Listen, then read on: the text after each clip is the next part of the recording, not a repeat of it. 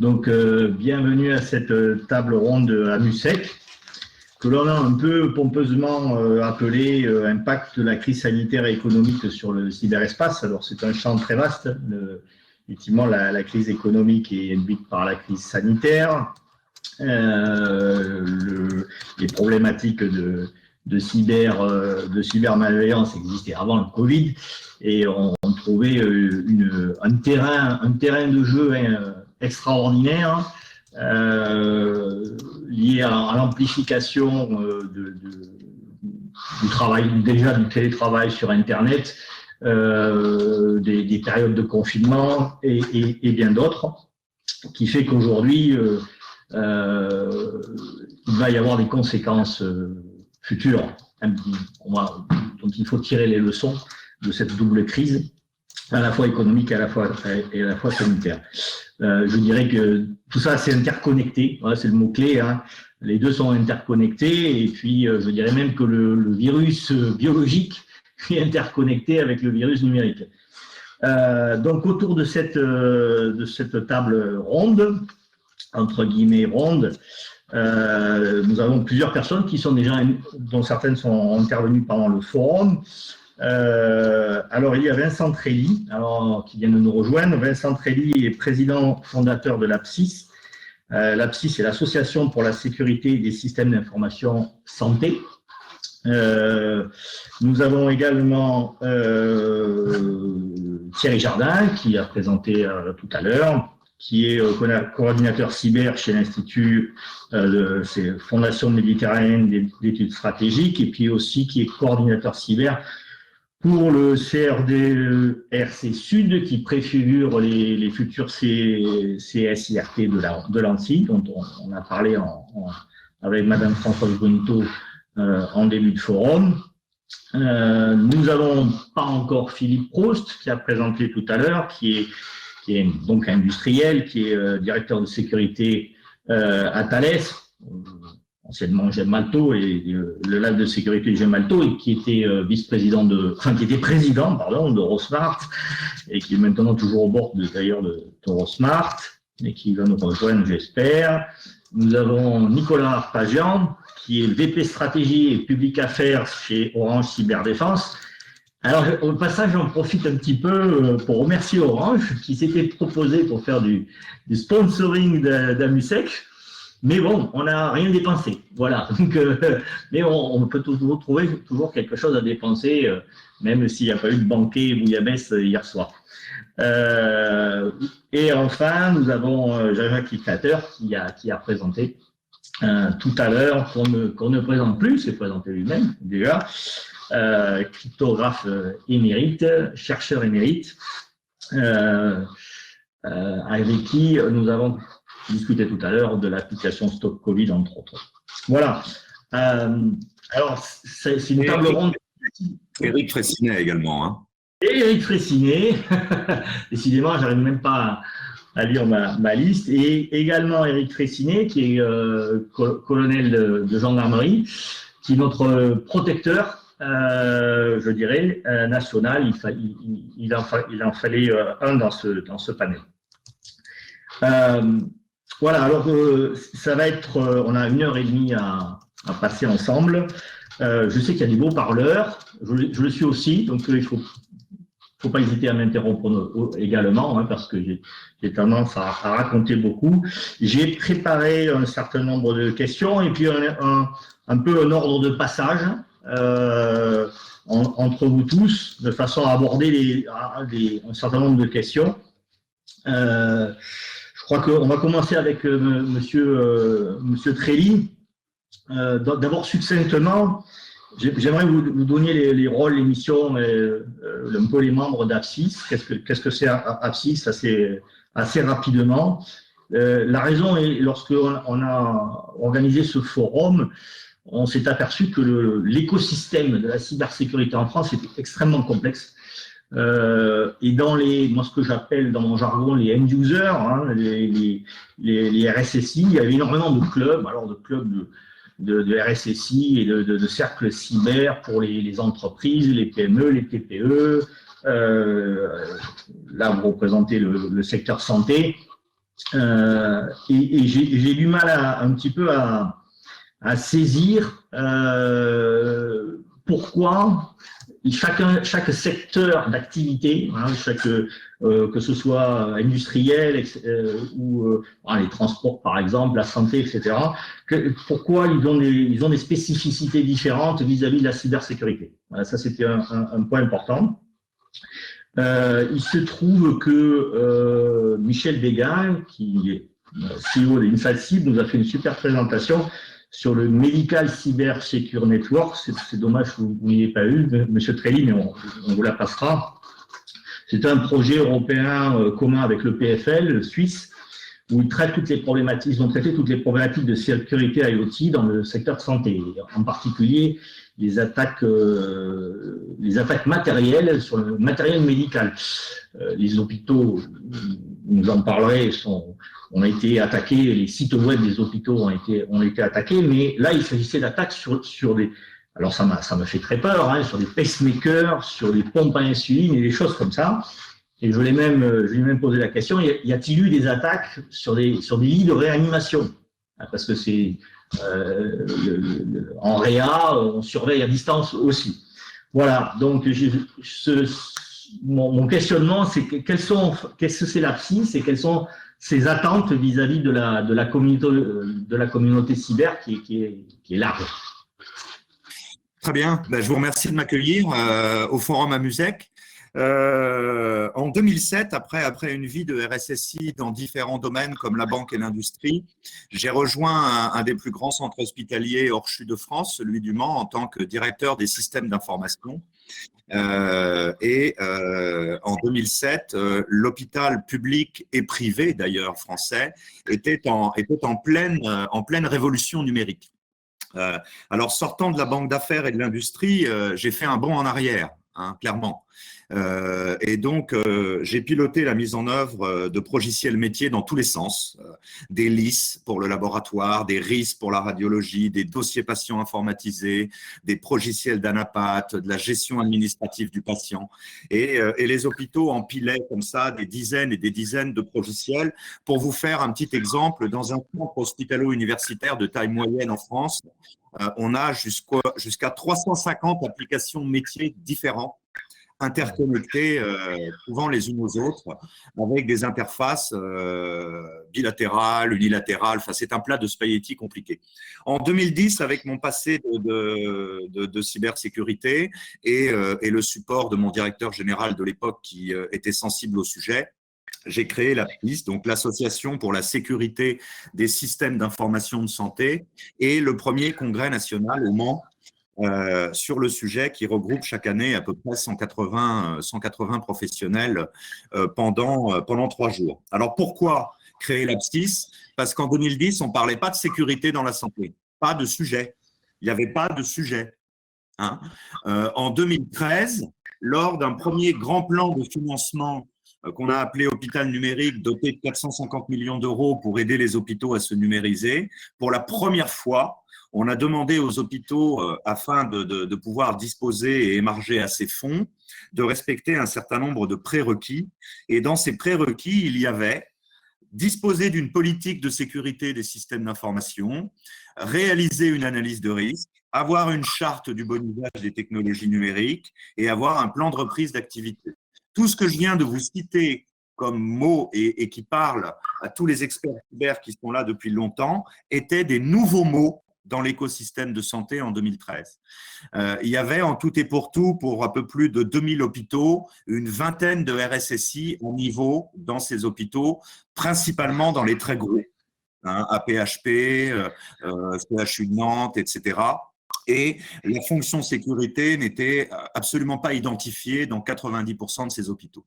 Donc, l'objet de l'APSIS, pour répondre à votre première question, était eh bien, de tirer tout ça vers le haut, de relier le monde de la santé avec des mondes en avance, le monde du tertiaire, banque assurance, le monde de l'industrie de pointe, où il y avait clairement une bonne quinzaine d'années d'avance, puisque moi, je mettais en place des PSSI et des PRA dans les années 95 dans des banques ou des industries, et on commençait simplement à l'hôpital. Donc, le but était de les relier, de les faire bénéficier aussi de l'expérience acquise, et puis de fédérer les RSSI du monde de la santé qui étaient et sont toujours, ma foi, très isolés dans un contexte budgétaire complexe que vous connaissez de l'hôpital, où il est très difficile de demander à un directeur général d'investir sur une technologie pour se protéger de quelque chose qui va peut-être pas arriver. Tout pendant qu'il a ces équipes de réanimateurs qui expliquent qu'ils vont démissionner s'ils n'ont pas le nouveau matériel qu'ils attendent depuis 5 ans, la CGT qui explique qu'elle va se mettre en grève s'il n'y a pas 10 infirmières de recruter, et des plafonds qui tombent en ruine sur la tête des patients dans le service de gériatrie.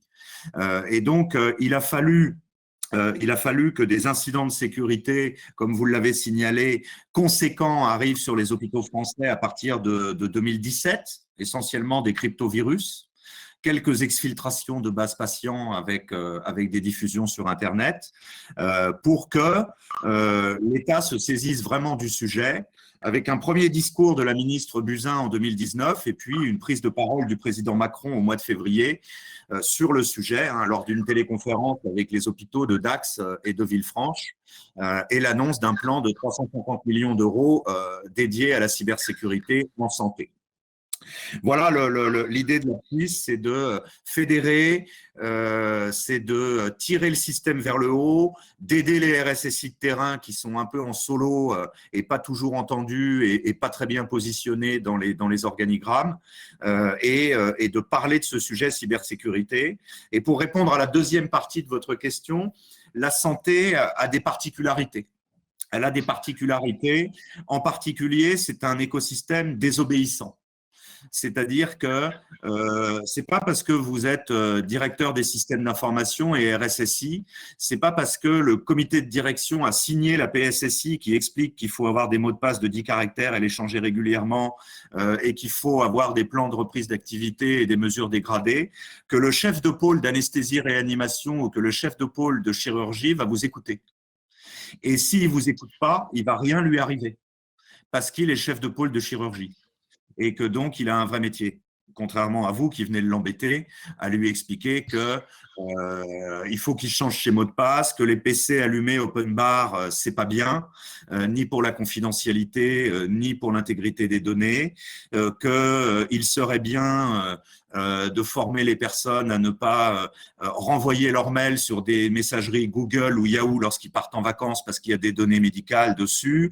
Eh bien, si vous avez un peu de pédagogie, vous aurez un peu d'écoute. Si vous n'avez pas de pédagogie et que si vous essayez de faire respecter la loi, la règle, vous pèserez pas lourd devant un PUPH chef de service.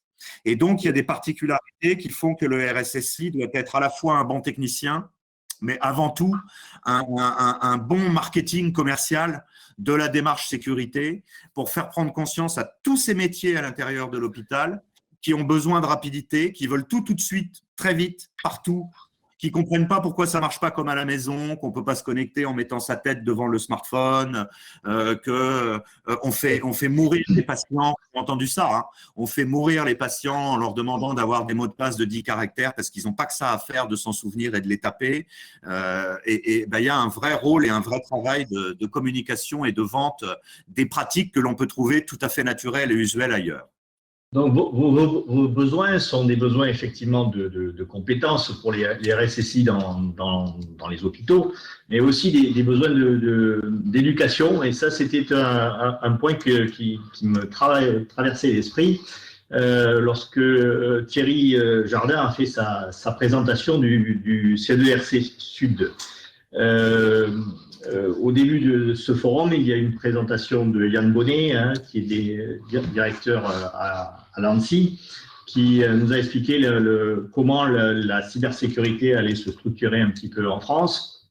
En gros, derrière un cybercampus national avec un mode de gouvernance où les collégiales, ou les associations telles que la vôtre et le César et plein d'autres associations de RSSI, les académiques, les industriels, allaient se fédérer et avec, je dirais, une politique d'interaction au niveau régional. C'était le sens de l'intervention de Françoise Brunto, et la création de CSIRT suite à l'annonce du plan cyber du président Emmanuel Macron. Donc, Thierry Jardin, j'aimerais que ma problématique, c'est comment ces CSIRT, dont vous avez expliqué tout à l'heure qu'elles avaient des rôles intermédiaires entre celui de l'ANSSI et en interface avec effectivement la gendarmerie nationale, la DG6, etc. Comment ces centres pourraient à la fois au niveau régional non seulement être fournisseurs de secours, mais interférer avec des univers aussi divers de secteurs d'activité, la santé, le transport, des industries qui ont des problématiques extrêmement différentes, de tailles différentes, et surtout, est-ce que ces centres vont avoir un rôle d'éducation? Parce que c'est ce que souligne M. Trély. En gros, on a un peu tendance à vouloir guérir, quelque part, quand on est victime d'une attaque cyber, mais est-ce qu'il vaudrait pas mieux vacciner, c'est-à-dire éduquer les gens à l'avance? Monsieur Jardin?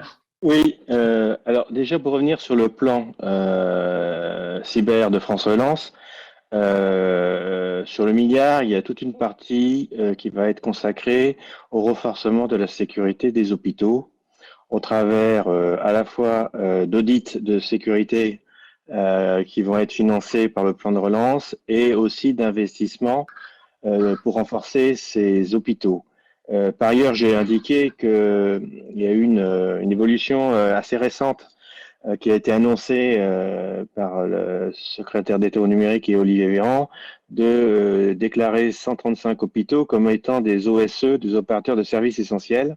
Et donc à ce titre-là, effectivement, donc il va y avoir d'une fois l'investissement qui va être fait dans le cadre du plan de relance, et d'autre part, c'est plutôt l'ANSSI qui va gérer si nous avons une cyberattaque, sachant que le rôle du CCRT régional est en dessous de ces 135 hôpitaux, donc c'est plutôt les cliniques, les EHPAD ou des structures de taille plus petite, mais qui néanmoins ont un système d'information relativement complexe et qui ne peuvent pas être traités par cybermalveillance.gouv.fr, puisqu'il y a un réseau, il y a des PC, et ainsi de suite. Donc nous, on va vraiment adresser ce créneau-là de cliniques et d'hôpitaux qui sont hors du champ donc de ces 135 hôpitaux qui sont identifiés. Donc je suppose qu'un hôpital comme Le Mans doit être dans les 135. Et donc, il y a tout un programme de renforcement de la sécurité qui va être fait. À ce niveau-là, nous, on travaille uniquement au niveau des PME. Ça peut être éventuellement des laboratoires ou des choses de ce niveau-là. Mais on a une répartition claire aujourd'hui entre ce que prend en charge l'ANSSI, ce que doit prendre en charge les CCRT régionaux et ce que doit prendre en charge cybermalveillance.gouv.fr. Comme je l'ai dit, sur les collectivités territoriales, c'est au-dessus de 5000 habitants et hors métropole qui sont pris en charge par l'ANSSI. Et donc, sur les hôpitaux, hors OSE, les hôpitaux déclarés comme des opérateurs de services essentiels par l'ANSSI, effectivement, on pourrait avoir à traiter ce sujet-là. Donc, pour l'instant, on n'a pas plus d'informations que ça, puisque le plan vient à peine d'être annoncé et les actions n'ont pas été encore tout à fait initiées, puisque pour l'instant, on n'est même pas CCIRT régional au sens de l'ANSSI. Un appel à manifestation d'intérêt qui doit arriver au président de la région PACA, qui doit, annoncer si les candidats à... J'ai un écho là, je sais pas. Oui.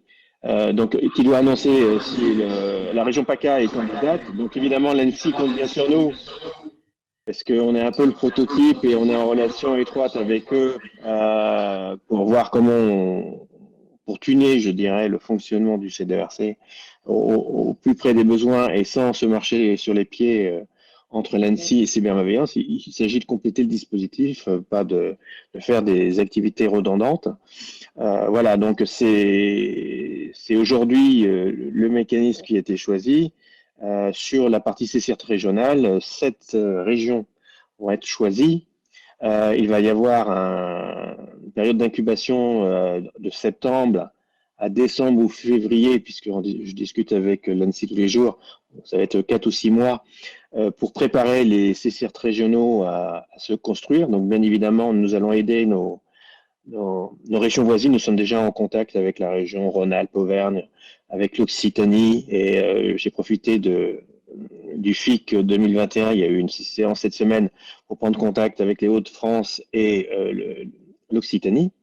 Donc évidemment, j'ai proposé à ces différentes régions de les aider à ce qu'on partage les outils, les processus, les fonctionnements, et on travaille en étroite collaboration avec l'ANSSI. Donc, concernant les attaques, en plus des hôpitaux, ce que je voulais dire, c'est ce que appelle l'ANSSI, c'est du big game hunting. Donc, c'est des attaques très sophistiquées qui sont, je dirais, d'un niveau de complexité qui fait que l'ANSSI est plus compétente que nous pour le gérer.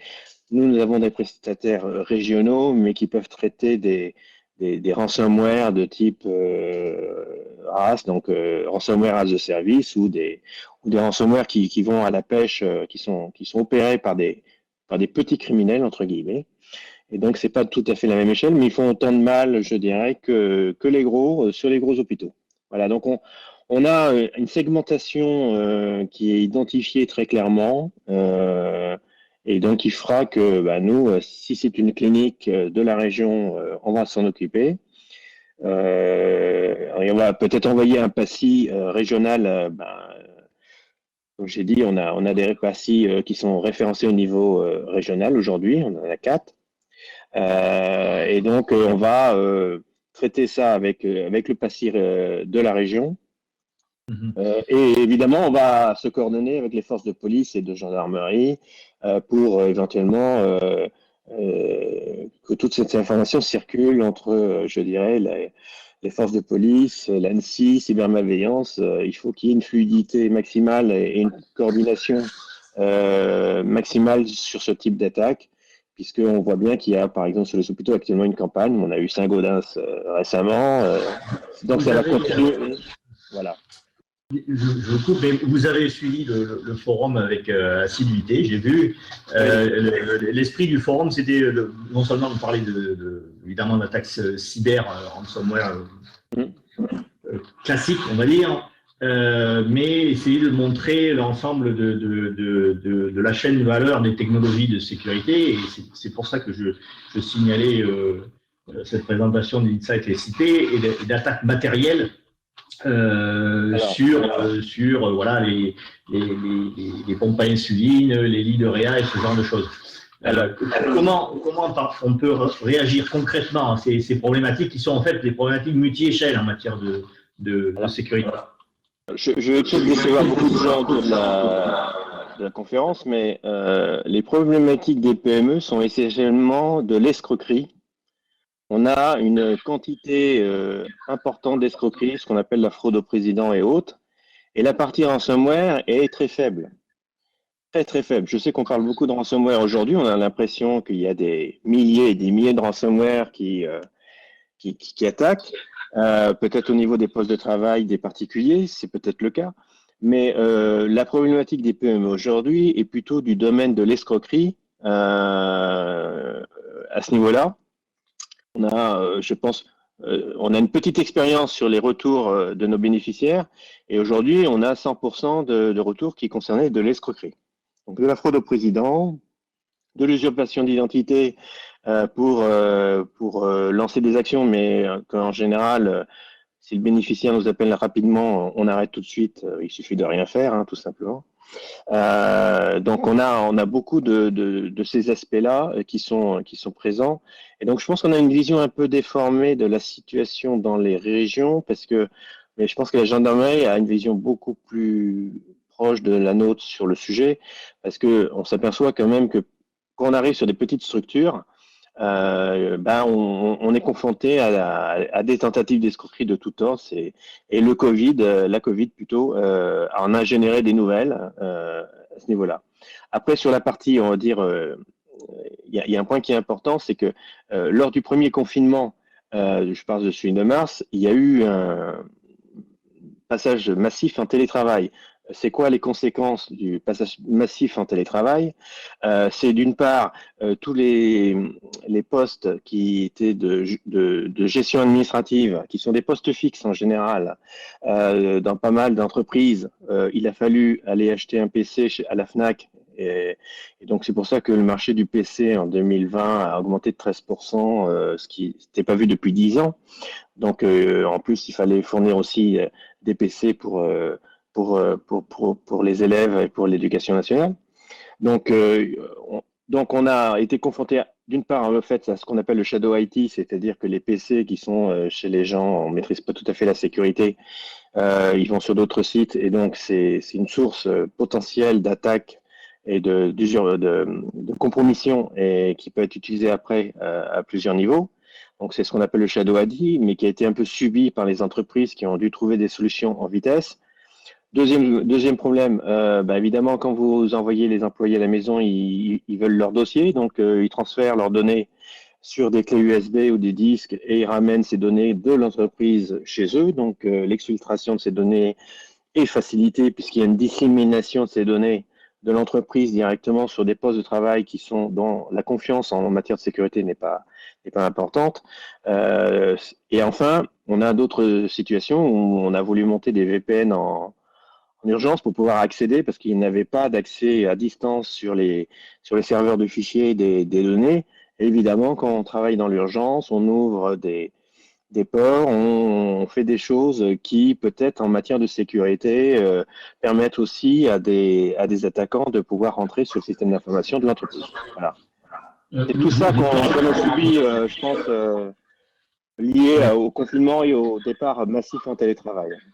Je peux vous donner l'exemple familial. C'est l'exemple familial type. Nous sommes 4 à la maison. Le fils qui démarre à l'université en mode distanciel, donc il a fallu installer poste de travail, PC portable double écran. La petite de 10 ans qui a je ne sais combien de pads et de téléphone, elle en veut un autre. Moi-même qui ai mis un poste de travail a priori sécurisé avec le CNRS et un VPN sécurisé. Mais en même temps, je joue sur un portable qui est un portable perso, et donc effectivement, il y a des flux d'échange entre des données personnelles et des données pro. Et mon épouse a créé sa petite entreprise et a encore un poste de travail à la maison, etc. Donc, il y a une véritable explosion de possibilités de failles. Voilà, et encore, nous sommes, on va dire, classe moyenne, hein, on a quand même les outils. Mais on a une problématique d'éducation, c'est-à-dire que cet univers numérique est de plus en plus complexe, y compris pour des gens éduqués. Hein, j'ai un ami, bon, je ne vais pas donner le nom, mais enfin, qui est comme moi dans les nanotechnologies, une superbe entreprise qui démarre là, et il s'est fait hacker. Il s'est fait hacker alors qu'a priori il est censé être. Il y a un point que j'ai pas répondu, c'est qu'aujourd'hui, un CSIRT n'est pas, on n'a pas au téléphone tous les jours des entreprises. Hein, je vous rassure sur le fait. Aujourd'hui, on a en bénéficiaire, on a environ 80 entreprises. Ça va de quelques personnes à 500. Donc, on fait beaucoup de sensibilisation et on a décidé de passer dans une phase de sensibilisation beaucoup plus active. Je vous donne un exemple. On travaille donc, on fait la promotion évidemment des technologies françaises, et donc on a travaillé avec Mailing Black, que certainement vous connaissez bien, que pas mal de gens connaissent dans la région, puisque je vois souvent que lorsque j'envoie des mails, j'ai une réponse Mailing Black, pour au travers de nos bénéficiaires proposer des campagnes de phishing avec leur outil Phishing Coach, gratuite, de façon à les sensibiliser de manière plus proactive au phishing, qui est, je dirais, le problème majeur que nous avons, qui est souvent le début d'une intrusion ou de l'installation d'un logiciel sur son poste de travail. Et on essaie de trouver, donc, au travers d'une approche un peu plus proactive, alors comme on a les adresses email de nos correspondants, évidemment, c'est eux qui seront réceptionnaires du phishing, mais on va lancer ces campagnes de sensibilisation, et donc nos partenaires technologiques nous proposent de nous aider donc pour le faire de manière gratuite à ce titre-là, de façon à pouvoir tester. C'est typiquement le genre de choses qu'il faut arriver à faire, à sensibiliser.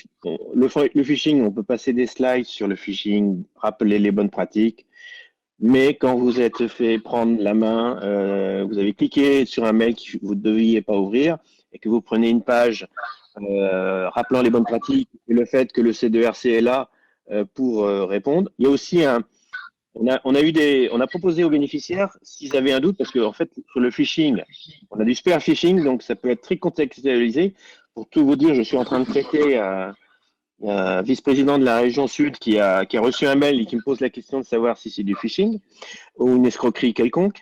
On propose à nos bénéficiaires éventuellement de ouvrir et de faire ce qu'il faut peut-être pas faire, d'ouvrir le phishing. Vous avez vu qu'on avait un poste bac à sable pour ça, et on va observer ce qui va se passer. Parce que il est très difficile dans certains cas d'être sûr qu'on est dans un cas de phishing.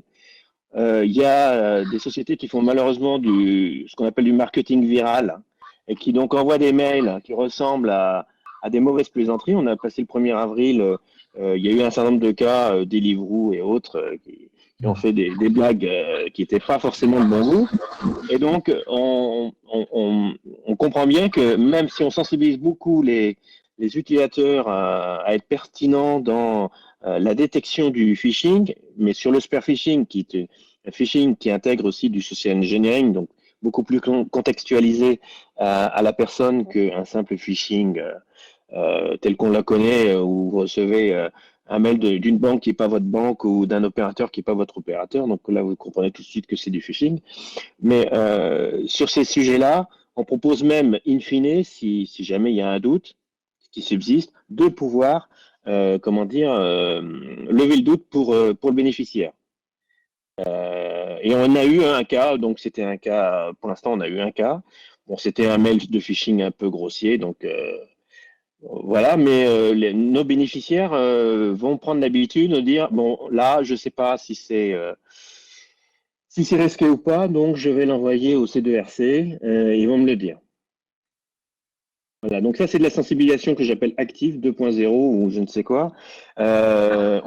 Et on relaie aussi toutes les bonnes pratiques de l'ANSSI de cybermalveillance. Si vous allez sur notre site, tout s'y trouve. Europol, voilà. Les sites de signalement que nous avons sont tous indiqués. On essaie de rassembler un peu toute cette information qui existe sur différents sites et de les mettre à disposition de nos bénéficiaires. Je vois que Philippe Proust vient de nous rejoindre. Moi j'ai une question particulière. Il y a eu des phishing Doctolib là, pour la vaccination. On a parlé avec Jean-Jacques Iscateur de l'application Stop Covid. Moi, je m'interroge sur le niveau de sécurité des applications mobiles. Ah, il n'y a pas le son. C'est une question. Voilà. Oui, c'est une question, oui. Je disais que oui. La question est pour moi? Oui, la question est pour vous. Oui. Voilà. Je pense que on arrive à déployer des technologies, je pense, qui commencent à être plutôt robustes sur les téléphones mobiles. Bien sûr, ça va dépendre de la sensibilité de l'application. On ne mettra pas le même effort pour une application qui fait du mobile payment, qui fait de la gestion d'identité, pour une application par rapport à une application qui va donner la météo. Mais pour les applications qui le méritent, on met en œuvre des technologies, je dirais, assez élaborées. Donc, par exemple, on va trouver sur beaucoup de smartphones aujourd'hui, ce qu'on appelle des Secure Enclave, qui peuvent prendre la forme, par exemple, de Trusted Execution Environment. Donc, ça permet à une partie de l'application de tourner en dehors du monde normal, qu'il soit Android ou qu'il soit iOS. Donc, de tourner dans des environnements, on va dire, containerisés. On va mettre aussi en œuvre des techniques de type white box crypto.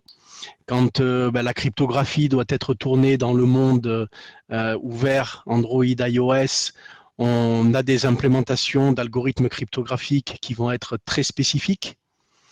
Et avec aujourd'hui un bon niveau de résistance, puisque ces implémentations, on va les faire tester par des laboratoires indépendants. C'est d'ailleurs la règle quand on fournit des applications de paiement mobile. Et les laboratoires aujourd'hui se cassent un peu les dents sur les implémentations qu'on leur propose. On va mettre en plus de la white box crypto, on va mettre en œuvre des techniques pour éviter le reverse engineering de ces applications. Donc on a des techniques d'obfuscation de code qui sont assez pointues. C'est pas du tout le code tel que le développeur l'a programmé qui va s'exécuter. Ce code-là est transformé par des outils dédiés. Et donc, au final, on pense qu'on a un framework de sécurité pour les applications sensibles qui est relativement costaud. Et de toute façon, ces applications-là sont contrôlées souvent. C'est-à-dire qu'elles passent par des certifications, que ce soit des certifications de type CSPN en France ou des certifications supervisées par les schémas de paiement que sont Visa, Mastercard, etc. pour tout ce qui est paiement. Pareil pour les applications qui vont mettre en œuvre des services d'identité. Là aussi, l'ANSSI est vigilante sur ce qu'on peut proposer. Oui, la deuxième question que j'avais, elle est un peu plus large, elle s'adresse finalement au groupe Thales. La France est un marchand d'armes. On n'est pas là pour faire de l'éthique, c'est pas la question. C'est un business, mais je me dis que finalement la cybersécurité c'est le business du futur, plutôt que de se chaffigner sur des éléments de char d'assaut. Est-ce que c'est pas là un business et un marché assez captif pour la France et pour l'Europe? Si j'avais un corps d'armée à créer, moi, au niveau européen, ça serait d'un côté l'espace, et de l'autre côté la guerre de l'espace, et de l'autre côté le cyberespace. Donc Thales est quand même un des acteurs dans le domaine de la défense. Moi, j'aimerais savoir ce que vous en pensez. Est-ce que est-ce que on a des chances de prendre les marchés là-dessus et être des leaders, d'autant que, alors bon, là je reviens à ma vieille microélectronique, on a des failles par rapport à des marchés comme ça. Les premières, c'est les semi-conducteurs. L'Europe est en déficit de semi-conducteurs, et pas uniquement pour le marché défense, mais l'automobile, etc. L'Europe ne produit que plus que 8% des chips aujourd'hui. Donc on est dépendant. Problème là, à nouveau, problème de souveraineté. Donc voilà, j'aimerais qu'on discute un peu de ça. Est-ce qu'on est armé pour la cyberguerre, en gros? Alors, moi, je trouve qu'on n'est pas si mal que ça. Alors, il y a eu une présentation sur RISC-V ce matin. Il faut savoir que Thales est un grand supporter de RISC-V. Voilà, donc RISC-V fait évidemment partie de nos roadmaps pour des bonnes raisons, en particulier des raisons de souveraineté, mais aussi parce que ça va nous permettre d'ajouter des services de sécurité dans le design de nos puces. Donc, c'est plein d'opportunités et on est à bord. Et on travaille activement dans le domaine. Après, sur la guerre espace, une plus traditionnelle cybersécurité. En fait, les mondes se rejoignent, c'est-à-dire que dans les offres Thales pour tout ce qui touche à l'armement, bien entendu que la cybersécurité devient un élément majeur des solutions qu'on propose. Et c'est-à-dire que aussi bien en termes de défense, c'est-à-dire en termes de robustesse des solutions qui sont proposées, mais aussi voilà, en termes de capacité de répliquer en cas de besoin. Voilà. Et je pense que globalement, en Europe, on n'est pas si mal placé que ça, je dirais. Évidemment, les infrastructures sont plutôt contrôlées par les GAFAM, y compris par les fournisseurs de chips qui sont voilà, des gens qui sont bien connus sur la place, qui sont pas forcément européens. Mais je dirais qu'autour de ça, on a quand même des intégrateurs qui sont bien positionnés. On a aussi des fabricants de chips qui ont une taille peut-être un peu plus modeste que les gros Qualcomm, ARM, etc. Mais on a ST Microélectronique dans la région qui fait des puces sécurisées. Donc on a des atouts. Et je pense que voilà, avec un peu d'agilité et d'intelligence, on arrive à faire des choses qui sont pertinentes d'un point de vue cyber. D'accord, merci. Ça rejoint un peu ce que vous dites, la question que je vous posais à Nicolas Arpagian pour Orange, parce qu'il y a une description avec Insight, il y a un schéma qui m'a beaucoup plu, qui montrait la sécurité, on va dire hardware embarqué, celle de l'IoT, les connexions Wi-Fi, Bluetooth, les gateways, et ainsi de suite, réseau filaire, et puis antennaire, puis même satellitaire, et cloud, et retour à l'utilisateur. J'ai bien aimé ce schéma d'Insight et SIP. Donc Orange, enfin, moi je vois Orange qui intervient sur tout ce qui est télécom, effectivement réseau filaire et antennaire, et peut-être les satellitaires aussi, hein, je parlais de l'espace tout à l'heure, mais effectivement on est, voilà, même si à Marseille, alors ça j'ai appris qu'à Marseille il y avait le plus gros tuyau, le plus gros hub arrivé ici, on peut être fier de ça. En même temps, il y a 2-3 ans, je me baladais aux États-Unis du côté du Delaware et de Washington DC, là, et puis avec un ami professeur de physique, et je lui disais, mais c'est quoi ce joli bâtiment là dans la forêt? Il fait Jean-Louis Data Center. Et on faisait 10 km comme ça, et on refaisait Jean-Louis Data Center. Et on refaisait 10 km Jean-Louis Data Center. Et là j'ai réalisé qu'on était un petit peu positionné entre l'anglais et puis les bases navales et puis le Pentagone. Donc en fait, on a aussi des failles en matière de data center. D'ailleurs, il n'y a pas longtemps, il y a un provider qui à Strasbourg là, qui a brûlé. Il était porteur d'ailleurs du site du pôle SCS, qui va être, j'espère, remis en fonction sous peu. Donc on a quand même moi, j'ai des questionnements par rapport à ces problèmes de cyberdéfense vis-à-vis du réseau. On n'est pas maître du cloud avec les GAFAM, et on a une bataille sur la 5G il n'y a pas très longtemps là, au niveau européen. Voilà, donc c'est des interrogations que j'aurais plus vis-à-vis d'Orange Cyberdéfense aujourd'hui. Est-ce qu'on a les outils pour répondre? Ou est-ce que là encore on a des problèmes de nécessité à relocaliser et de souveraineté? Voilà. Alors il y a beaucoup de choses. Il y a beaucoup de choses en vrac. On va essayer de faire un peu le tri dans ma réponse. Par rapport à cette question extrêmement précise. Deux choses. Alors, la première chose, il ne s'agit certainement pas de se défausser, mais en fait, on a distingué chez Orange l'entreprise Orange, et ce que vous évoquez dans les infrastructures, que ce soit les réseaux sous-marins, que ce soit les câbles, que ce soit la fibre. En fait, ça, c'est le périmètre de l'entreprise Orange. pilotée par la direction de la sécurité, de manière à assurer, comme toute entreprise qui assure sa propre protection de ses boutiques, de ses infrastructures physiques, de ses équipements industriels. Le rôle d'Orange Cyberdéfense, il est tourné au contraire vers les entreprises, les administrations, les collectivités.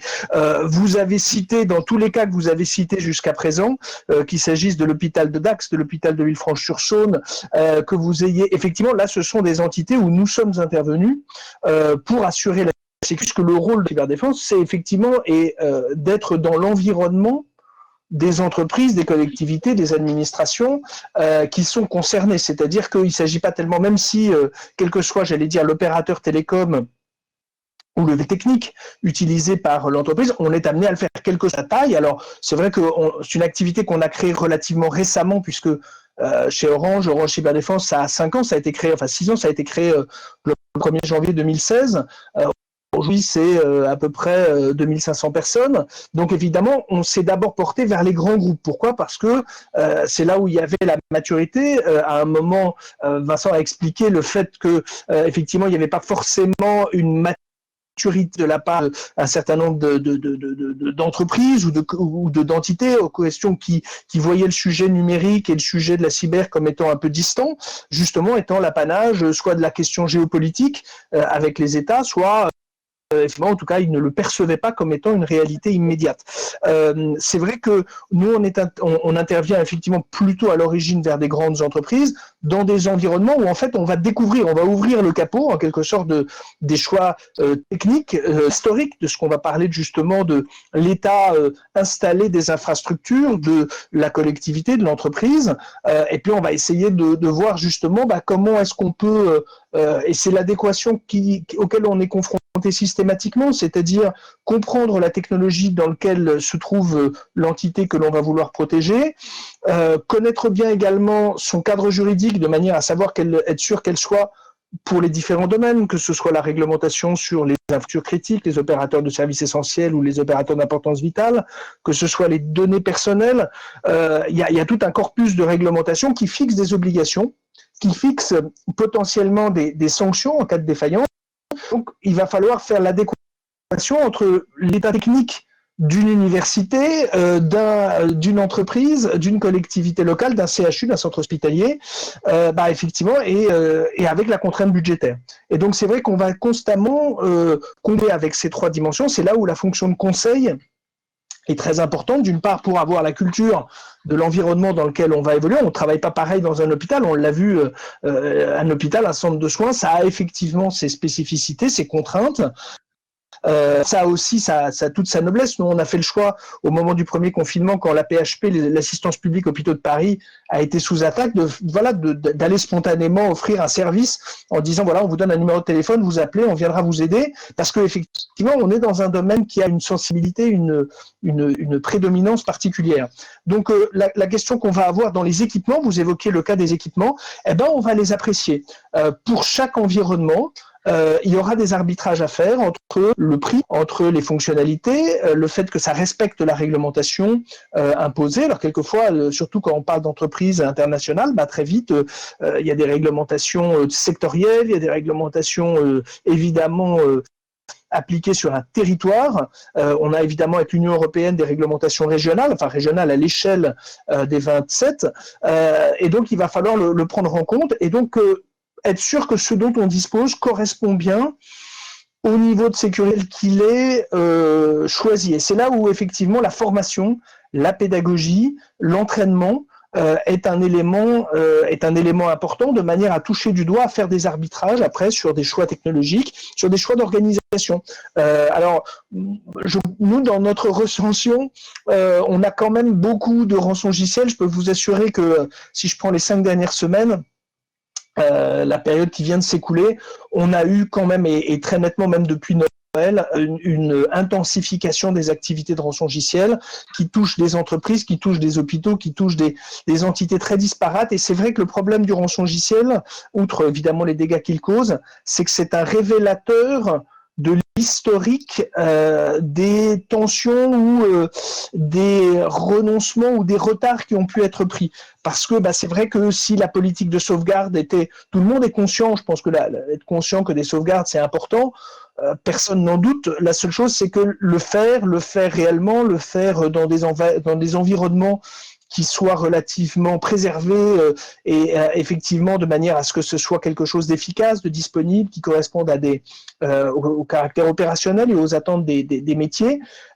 Quelquefois, le passage à la concrétisation, il a été un peu retardé parce que c'est jamais prioritaire, c'est compliqué, il faut trouver des technologies, il faut ensuite adopter des procédures.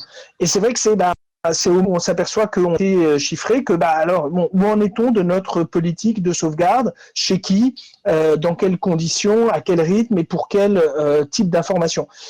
Donc c'est vrai que c'est un élément de pédagogie. La seule chose, c'est qu'au fur et à mesure qu'on le met dans différents territoires, on l'a vu avec des collectivités locales, on le voit avec des ETI, des PME qui sont atteintes, c'est une occasion de partager. Et c'est vrai que alors, vous évoquiez en ouverture l'abondance ou la pluralité des cénacles dans lesquels les monsieur, madame, sécurité des systèmes d'information se réunissent.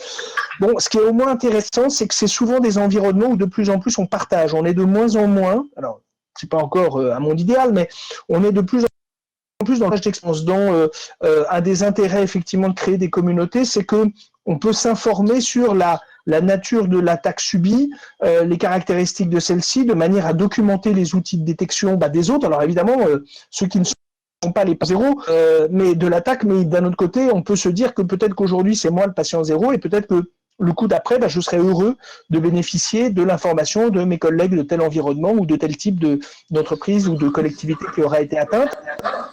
Donc, on voit bien qu'on a la contrainte technologique, la contrainte budgétaire, mais ce qui change dans les esprits, c'est effectivement cette capacité à partager des informations et à être, alors il y a encore une marge de progrès, moins en moins dans une logique de maladie honteuse où on ne souhaiterait pas. Je prends l'exemple, un grand acteur du médico-social, Coalia, qui 4000 collaborateurs, qui s'occupe d'enfants malades, de personnes âgées, atteintes de maladies dégénératives, qui fait pour le compta l'accompagnement d'étrangers en présence sur le territoire français. Bon, c'est une activité fondée par Stéphane Hessel, donc on est dans une logique humaniste à n'en pas douter. Bon, ils font l'objet d'un chiffrement, ils font l'objet d'un piratage.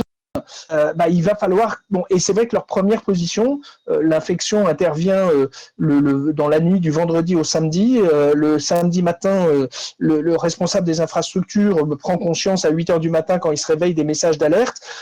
Même si ce n'était pas leur culture d'origine, le risque cyber, on arrive à 11h du matin, 10h30 d'être en séance de crise, en réunion de crise, et à partir du lundi, d'avoir une position, une capacité de remédiation.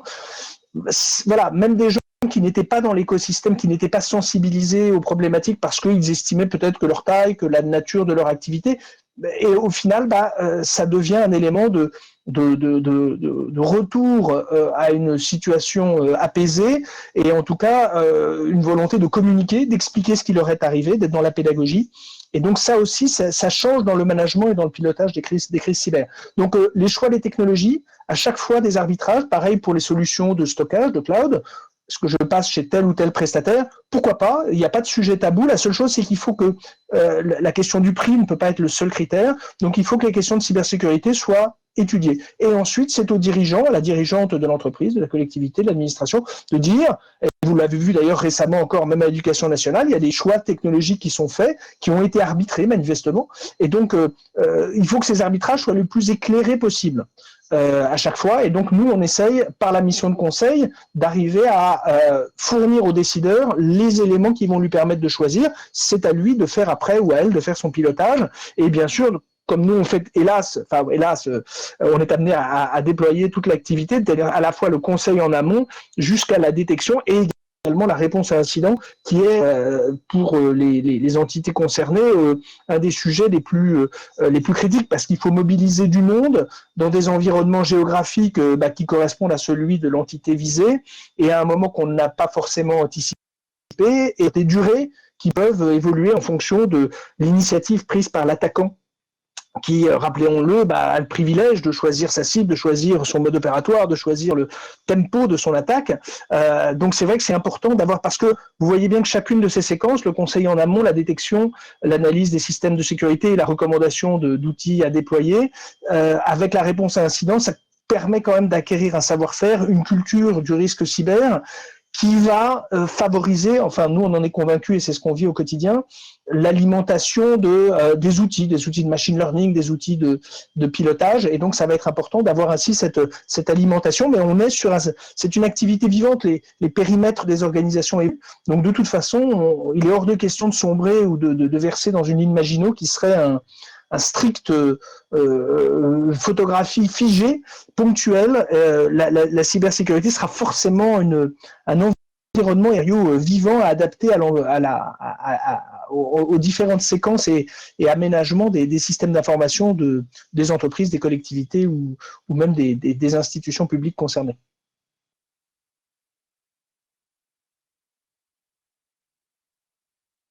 Est-ce que j'espère avoir, sans trahir le sujet, mais essayer d'apporter la réponse la plus concrète possible. Monsieur Jardin et Monsieur Trély, vous pouvez réagir, vous pouvez tous réagir sur chacun de vos propos. Moi, je réagis sur ce que dit Nicolas Arpagian sur le lieu de partage et je reprends une phrase que j'ai dite en début de forum à Yann Bonnet à propos du cybercampus. Quand on part à la guerre, il faut partir en ordre de marche. Donc, je pense que ce cybercampus c'est comme ça. Et un lieu de partage. C'est comme ça qu'on l'a conçu. C'est comme ça qu'on l'a conçu quand. Alors, il s'avère que Michel Vandenberg, le président d'Orange Cyberdéfense, c'est suite à une proposition qui a été faite, qu'il a été désigné par le Premier ministre pour concrétiser ce projet. Et c'est vrai que dans le projet, quand on l'a conçu, pour l'avoir accompagné dès 2019, quand on est parti, en fait, tu sais qu'on a remis au début, c'est parti d'une feuille de papier simple et on a fait notre proposition et c'est là où après on a remis ce rapport et qui est maintenant sur le site de l'ANSSI. Et la proposition qu'on a faite et qui en fait un élément différent par rapport à ce que les Russes ont fait à Skolkovo, par rapport à ce que les Israéliens font à Alva, par rapport à ce que les Américains ont fait dans d'autres endroits du territoire aux États-Unis. La proposition qu'on a faite au pouvoir public et qui a été retenue, c'était de dire on veut un endroit où les petits, les moyens, les gros de la SOA puissent être présents, un endroit où le privé et le public puissent coopérer de manière opérationnelle, qu'on puisse avoir de la recherche. Et alors évidemment la recherche pour l'instant, même si Orange va mettre dans sa partie, dans ses espaces, des équipes d'Orange Lab, il y a notamment l'INRIA pour la recherche publique, et puis également donc les services opérationnels de l'État et des utilisateurs finaux, c'est-à-dire des entreprises qui n'ont pas d'activité dont le cyber n'est qu'une condition de la continuité de leur activité et de leur prospérité, mais c'est vrai que d'avoir aussi bien L'Oréal, Hermès, Veolia, Renault ou Société Générale, BNP Paribas, etc., c'est-à-dire que on doit reconstituer ce bout-là. Et c'est vrai que dans les autres pays, personne, alors c'était peut-être parce que c'était trop audacieux ou un peu fou, mais de se dire, on doit pouvoir également mettre de la formation initiale et continue sur un même endroit. Et la deuxième chose, c'est de se dire, il ne s'agit pas de dire, ça doit se passer à Paris et en dehors de Paris plus. Dès le début, dans le rapport qu'on a remis en janvier 2020 au Premier ministre, on a dit, il faut également que des régions puissent, dès lors, et c'est la condition qu'il y ait un tissu académique, un tissu d'entreprises utilisatrices et un tissu d'entreprises de la cyber, ces trois piliers, puissent émerger si elles se trouvent une spécialité. C'est le cas en Auvergne-Rhône-Alpes sur la sécurité industrielle, c'est le cas en Pays de Loire, enfin par un certain nombre de régions sur les objets connectés, mais effectivement, de manière aussi, on puisse tout à fait envisager de travailler, de faire carrière, de s'épanouir dans le domaine de la cybersécurité sans forcément être en Île-de-France.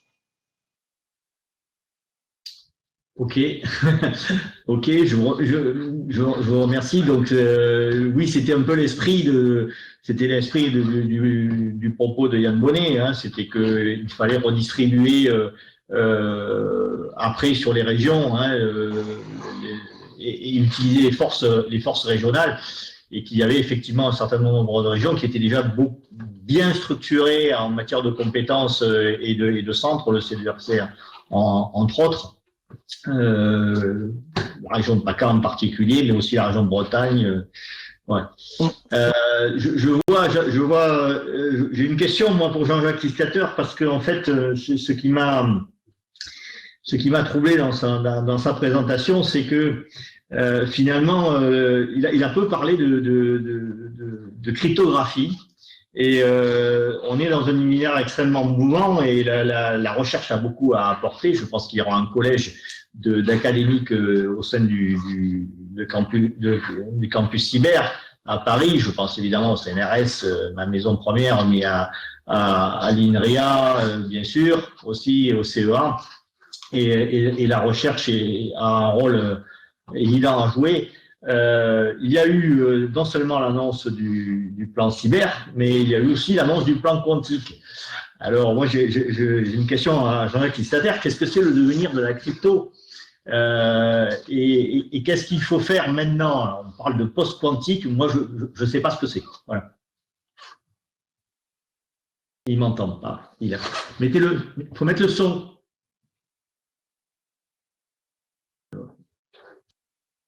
Voilà, vous m'entendez? Pardon, Oui. excusez-moi. Oui.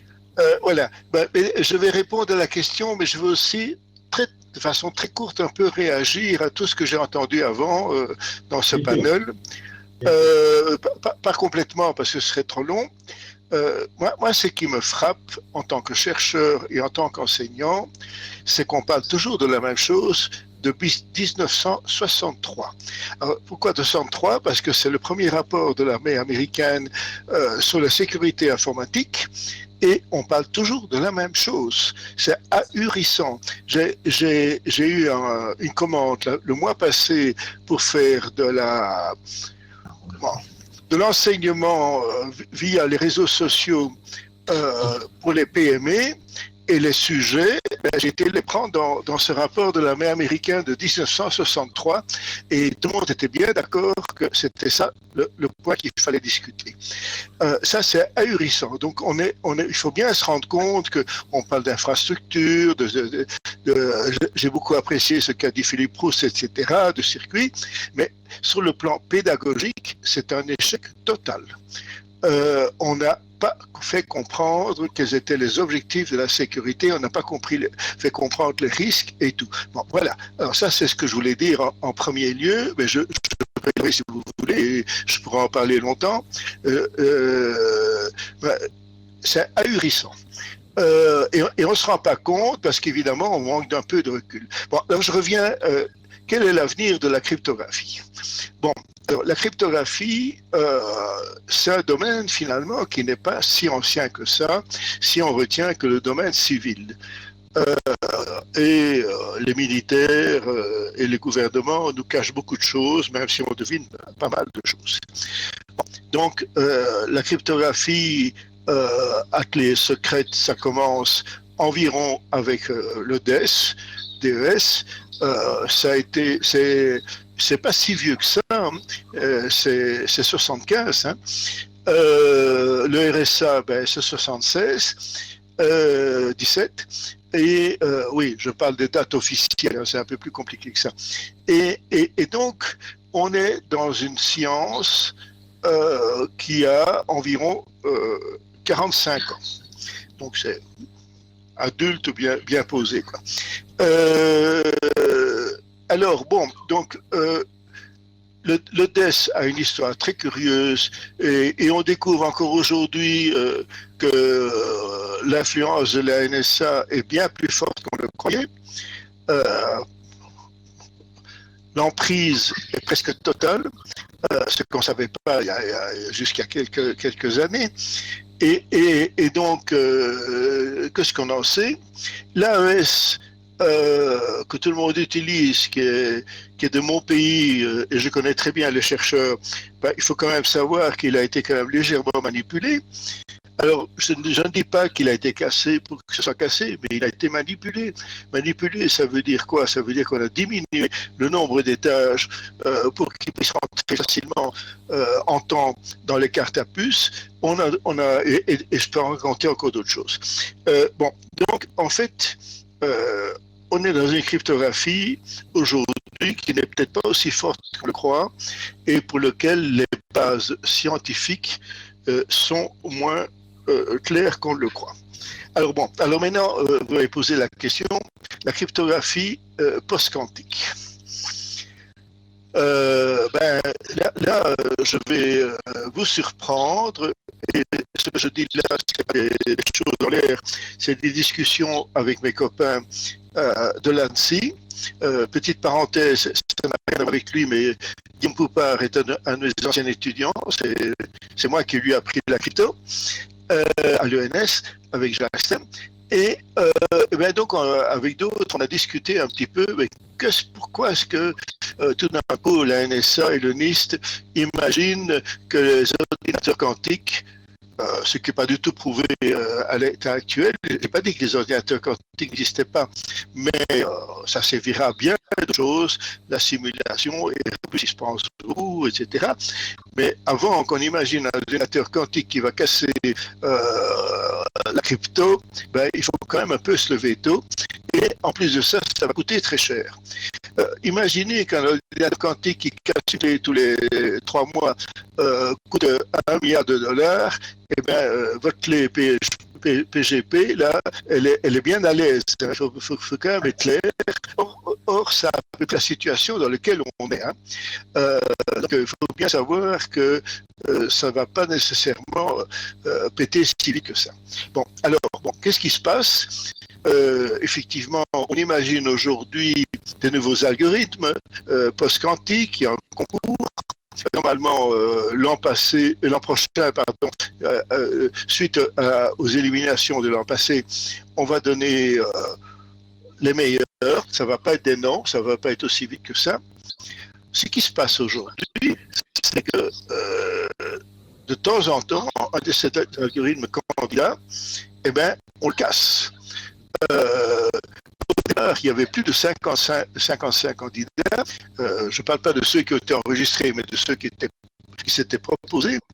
Et aujourd'hui, on en a éliminé plein parce que effectivement, c'était cassé ou bien totalement ingérable. Et aujourd'hui, il en reste 5 de chaque catégorie. Et il n'y en a aucun qui satisfait les critères élégants du RSA, des courbes elliptiques, etc. Donc, on va se trouver devant un problème où, pour une attaque qu'on n'est même pas sûr qu'il va exister un jour, on va se trouver avec des performances bien moindres, avec pratiquement l'impossibilité d'utiliser ça avec l'Internet des objets, parce que ça prend en place autant, etc. Ça demande une bonne évaluation. Bon, alors maintenant, autre chose, si on admet les critères du NIST et de la NSA, ben, Bitcoin est cassé. Il faut savoir que l'algorithme de hachage qu'utilise Bitcoin, eh ben, il est marqué obsolète sur le site du NIST, et l'algorithme de signature de SSA, la même chose. Vous avez déjà entendu beaucoup de gens de Bitcoin qui ont hurlé à ce sujet-là? Mais vous avez, enfin, pour un chercheur, c'est pas demain la veille, en gros, un peu ce message-là, mais tout à l'heure, on parlait de projets européens et puis de financement européen et de retombées socio-économiques. OK, il s'agit d'effets d'annonce, plan quantique, etc., mais est-ce que nous avons implémenté ces horizons Europe avec ces objectifs de recherche d'ores et déjà, ou est-ce que finalement on en est resté à les effets d'annonce par rapport à ce post-quantique? Oui, je comprends bien. L'histoire des financements de la cryptographie en Europe ou aux États-Unis est extraordinaire. Donc, quand on a annoncé les premiers financements à la Commission européenne, par exemple, ça a été très difficile à obtenir parce qu'il faut bien savoir que la cryptographie était interdite et il y avait des organismes pour ça. Enfin bon, dès que ça a été acquis, il y a plein de mathématiciens qui ont dit « Ah, moi j'ai une idée ». Et donc, on a été pollué, je dis ça gentiment par rapport à mes amis mathématiciens, par plein de gens qui ont imaginé des systèmes cryptographiques basés sur des mathématiques. Je parle par exemple de la théorie des nœuds, des choses pareilles, et puis qui finalement s'est tombé.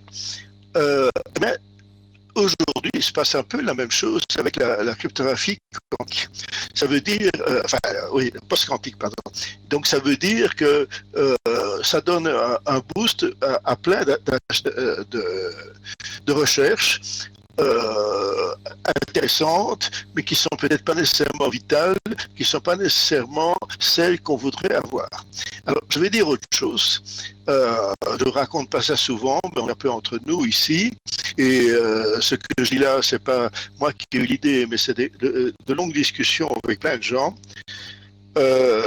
Aujourd'hui, on est un certain nombre à penser que l'idée même de la cryptographie post-quantique est une manip de la NSA. Je vais être clair. Ça veut dire quoi? Ça veut dire que les chercheurs en cryptographie deviennent très bons contre les systèmes RSA, cryptiques, systèmes à clé secrète, etc. Et quoi de mieux d'imaginer que de donner un quantos qui est la cryptographie post-quantique pour éviter qu'ils en fassent trop contre les algorithmes crypto classiques de bonne forme. Alors c'est une question. C'est une question que j'ai posée il y a 2 ans à mes amis de IDEA, donc c'est l'arme mathématique de la NSA aux États-Unis. Et la réponse que j'ai eue, c'est un très grand sourire. Merci. Colonel Fressinet, je vais vous donner la parole. J'ai un ami et voisin qui est général, qui est médecin. Je ne veux pas le vexer, mais enfin bref, il s'occupait de l'hôpital d'Aveyron. Et puis maintenant, il dirige les Invalides. Et donc, pendant cette crise du Covid, là, le confinement, c'est aussi un peu notre médecin traitant, on a besoin d'être rassuré. La petite famille avait besoin d'être rassurée, avait des questionnements vis-à-vis, effectivement, la fameuse histoire avec l'hydroxychloroquine, les vaccins, etc. Et on échange beaucoup là-dessus. Et je refais le parallèle entre le virus biologique et le virus numérique. Ma vraie question, c'est comment sommes-nous protégés et sommes-nous protégés? J'ai un peu le sentiment que on a toujours en matière de cybersécurité, on arrive, alors c'est une expression de chez moi, c'est-à-dire que quand le mouton est sorti de l'étable, on referme le portillon. C'est-à-dire que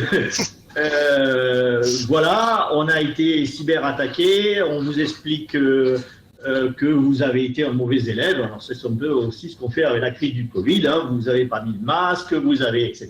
Hein, vous voyez tout à fait le parallèle. Mais que finalement, on n'est pas éduqué. Alors on a des problèmes, et ça on l'a souligné, des problèmes d'éducation, y compris pour des gens, je dirais, qui ont fait des études supérieures, se laissent piéger par des choses extrêmement simples. Je parle de Doctolib là et de phishing Doctolib.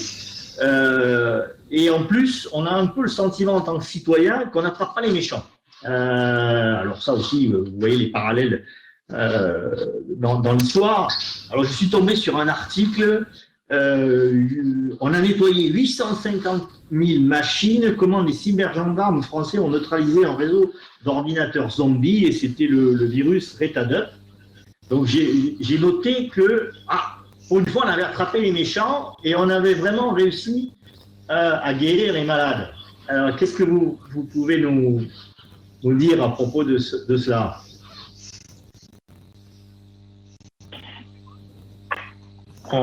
Bonjour à tous. Oui, vous ouvrez plein de sujets avec votre question. Deux, trois choses. Donc oui, en matière de prévention, il n'y a pas assez de choses qui sont faites, et je ne sais pas si l'intervenant de l'ANSSI de ce matin a répété tout ce qui était fait, mais il y a eu de gros efforts faits depuis quelques années avec le programme SecNumEdu pour améliorer la formation dès le début. Et puis, il y a énormément d'actions de plus en plus dans les territoires. Un des rôles du C2RC, notamment, sera d'améliorer les actions de prévention. Et puis, nous, on mène des actions de prévention ciblées vers différents publics. Et pour rejoindre la thématique de la table ronde aujourd'hui, pendant la crise du Covid, on a adapté les publics visés en fonction des risques qui nous semblaient prioritaires. Par exemple, si vous vous rappelez, tout au début de la crise, hein, les premières victimes, c'était des pharmaciens victimes d'escroquerie. Il faut que vous coupiez votre... S'il vous plaît.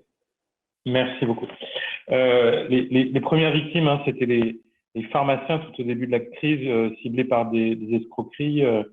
Et puis là, sur les derniers mois, les établissements hospitaliers, apparemment beaucoup victimes de rançongiciel. Et à chaque fois, on a adapté les publics ciblés à cette actualité. Donc les actions de prévention, elles doivent aussi s'adapter aux risques tels qu'on les vit réellement. Donc ça, c'est une première chose. Une deuxième chose sur la réponse, la France, on est un pays qui cumule beaucoup d'aspects. On a énormément d'infrastructures de communication.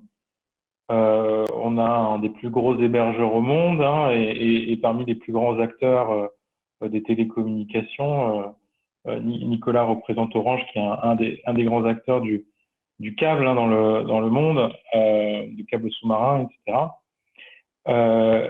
Donc, on est un des grands pays acteurs de cet univers-là. Effectivement, pas forcément dans des choses qui sont visibles du grand public, mais qui sont très importantes dans l'univers numérique.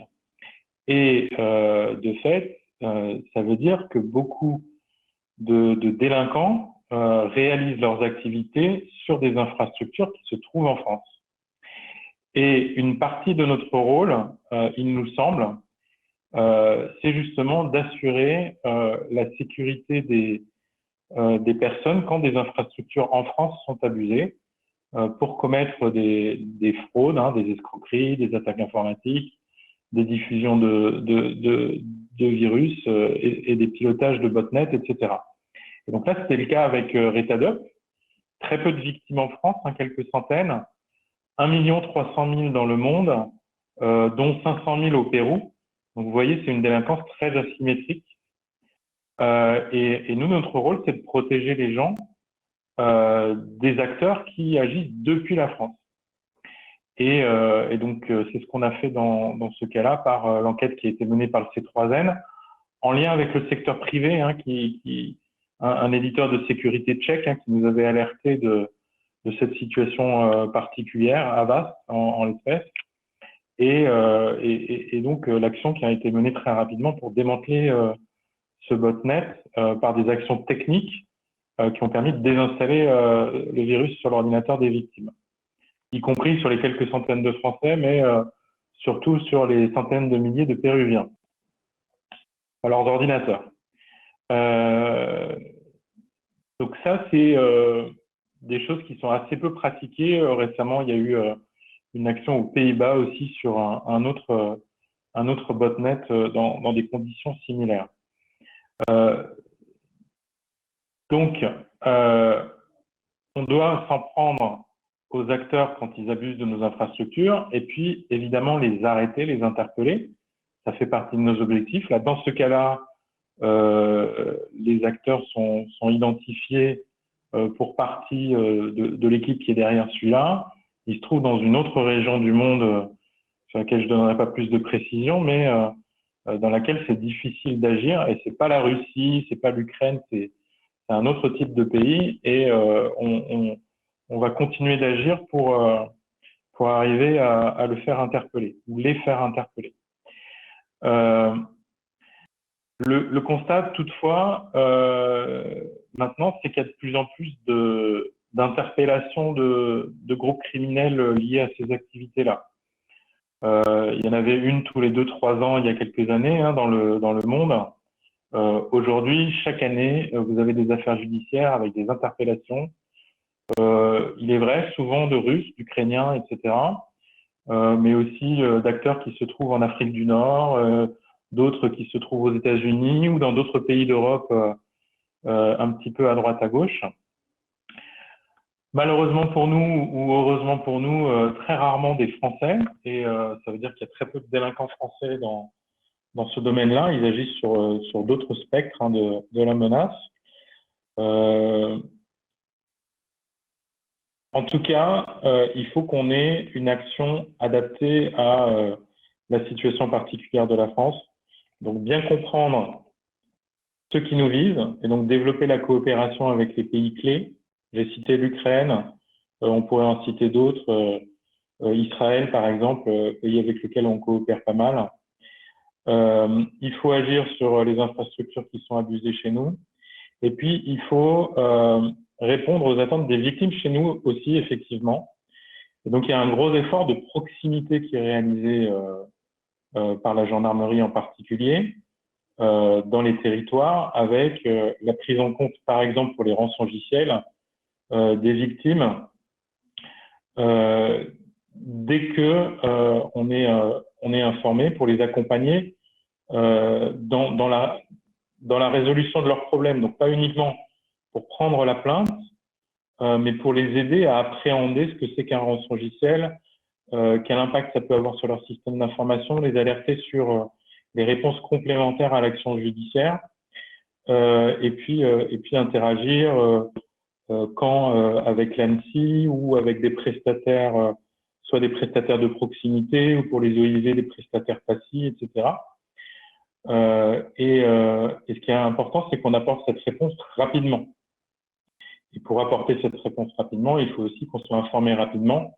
D'ailleurs, c'est une des attentes que nous avons par rapport au développement de ces CIRT thématiques, de ces CIRT régionaux, comme il va s'en développer dans les années qui viennent. C'est vraiment sensibiliser les victimes sur la nécessité d'associer les autorités judiciaires dès que possible pour nous permettre d'accompagner les victimes. Pour conclure, je dirais qu'il y a, vous avez évoqué le mot partage tout à l'heure. Désolé, je ne peux pas parler. Vous avez évoqué la notion de partage. Je pense que c'est essentiel de développer le partage entre les acteurs par territoire, par secteur économique, entre spécialistes des hôpitaux, entre médecins par exemple. La sécurité dans un cabinet de médecins, la sécurité du système d'information d'un cabinet de médecins, c'est essentiel.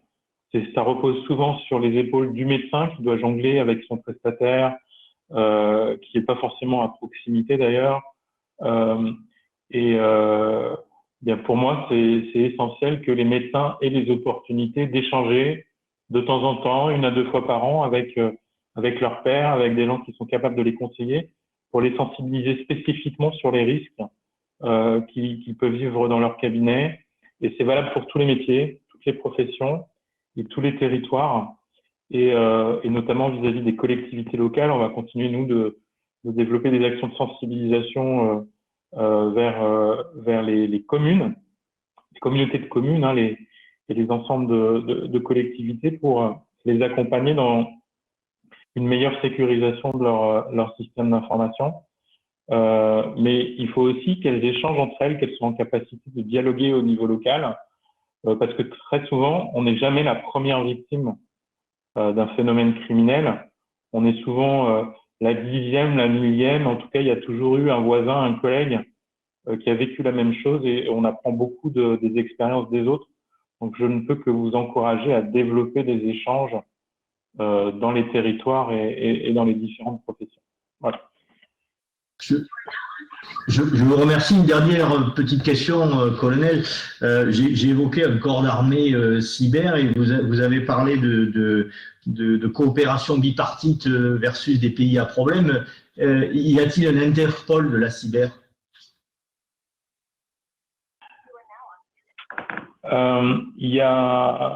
On a fait un gros progrès en Europe avec la création au sein d'Europol de C3, hein, du Centre européen de lutte contre la cybercriminalité, donc qui se trouve à La Haye et qu'on a poussé en 2013 et qui nous a permis de beaucoup progresser dans la coopération en Europe. Au niveau mondial, Interpol a un centre à Singapour qui appuie les choses. C'est compliqué l'échelon mondial. Il y a encore beaucoup de progrès à faire. Donc, c'est pas par un manque de volonté, c'est que ça suppose des échanges de confiance entre des acteurs dans des juridictions très différentes. Et donc, nous, on croit beaucoup, par exemple, à la promotion de la Convention du Conseil de l'Europe, qui maintenant a une soixantaine de lutte contre la cybercriminalité, qui a plus d'une soixantaine de pays membres, je crois, au dernier décompte, et qui permet d'avoir un même niveau d'exigence en matière de qualité de la réponse judiciaire et policière contre la cybercriminalité, et qui a permis de faire beaucoup de progrès. Et dans les pays signataires, il y a quelques pays d'Afrique, par exemple, avec lesquels on échange de plus en plus. Et donc, il y a aussi beaucoup d'échanges bilatéraux ou avec des régions. Interpol joue un rôle complémentaire là dans ce domaine et facilite les échanges aussi au niveau mondial. Mais voilà, il y a encore beaucoup de travail. Puis j'ai aussi évoqué les échanges avec les acteurs académiques et du secteur privé. Il y a toute une communauté au niveau mondial de la cybersécurité. Nous, c'est essentiel de pouvoir s'appuyer dessus, de développer les échanges. On contribue par exemple beaucoup, nous, à organiser une conférence sur la lutte contre les botnets qui s'appelle BotConf, qui a lieu chaque année depuis 2012 maintenant, et qui permet vraiment de faire des gros progrès dans ce domaine, dans les échanges avec tous ces partenaires potentiels.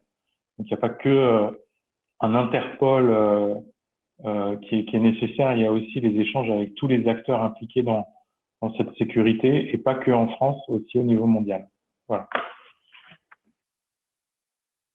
Je vous remercie. Je crois qu'on va pouvoir conclure cette table ronde. Je vous remercie à tous de votre participation. Bon, ça a été un forum dense et riche, malheureusement en mode distanciel. J'espère que les prochaines éditions se feront en présentiel de façon à favoriser l'esprit forum et pas simplement le mode conférence, parce que ça a été un petit peu un mode conférence. En ce qui concerne la contribution, je dirais, des académiques, de la recherche et de la formation, et puis des acteurs, on va dire, régionaux, je vais laisser la parole à mon président d'université qui s'est connecté, Éric Berton, pour conclure ce forum. Éric ? Oui, merci Jean-Louis. Est-ce que vous m'entendez ? Très bien, très bien. Très bien. D'abord, j'ai eu la chance de terminer mes rendez-vous un peu plus tôt, donc j'ai pu me connecter un peu en avance et j'ai entendu donc vos différents échanges.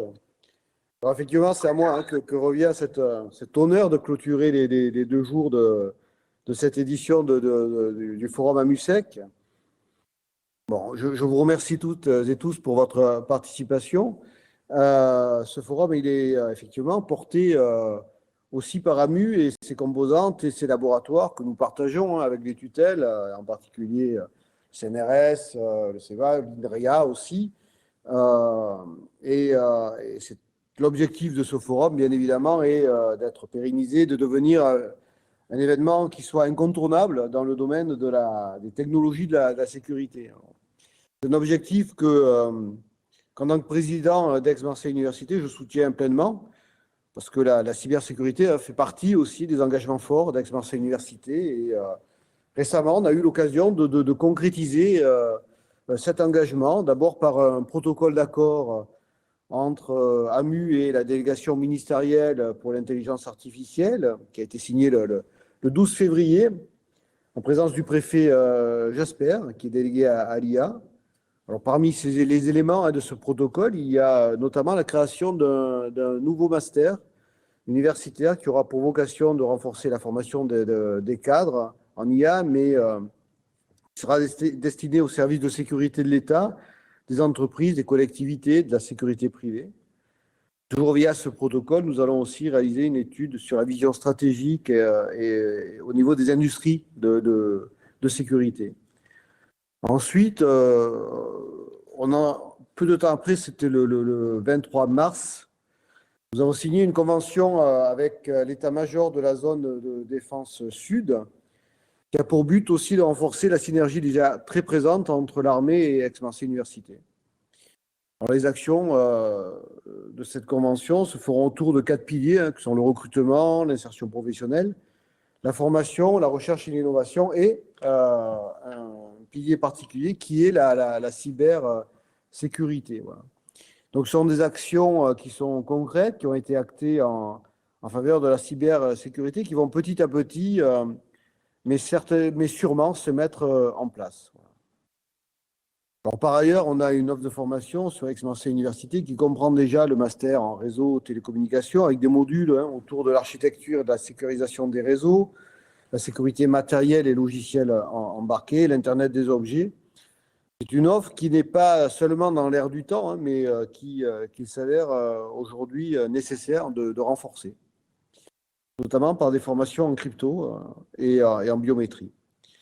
Alors, effectivement, vous le disiez, la crise du Covid a amplifié les cybermenaces et la demande d'experts en cybersécurité est prégnante. On l'a vu récemment dans des universités proches, mais en général au niveau des organismes publics, au niveau des armées, des collectivités territoriales, parfois même régionales ou départementales.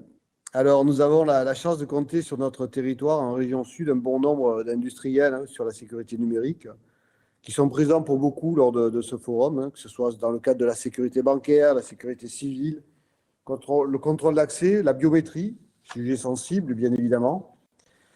Pour Aix-Marseille Université, il s'agit donc de former des experts de haut niveau pour l'ensemble de ces acteurs de la sécurité numérique dans notre territoire.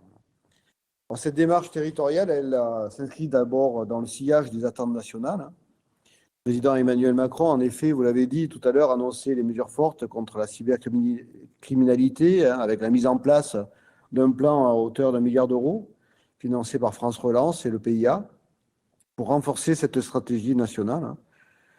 Ce plan vise d'ailleurs à doubler en particulier les effectifs de la filière d'ici à 2025. Voilà. Alors, dans ce monde qui est effectivement en évolution constante à l'heure du numérique, la cybersécurité est un sujet d'actualité montant. Et il est primordial pour nous, les acteurs du territoire, d'être à la pointe de ce domaine, voilà, et de garder cette longueur d'avance que je crois nous avons. Dans ce sens que s'inscrit pleinement cette initiative que je soutiens, qui est le forum AMUSEC. Voilà. Alors, pour clôturer, je ne vais pas être plus long.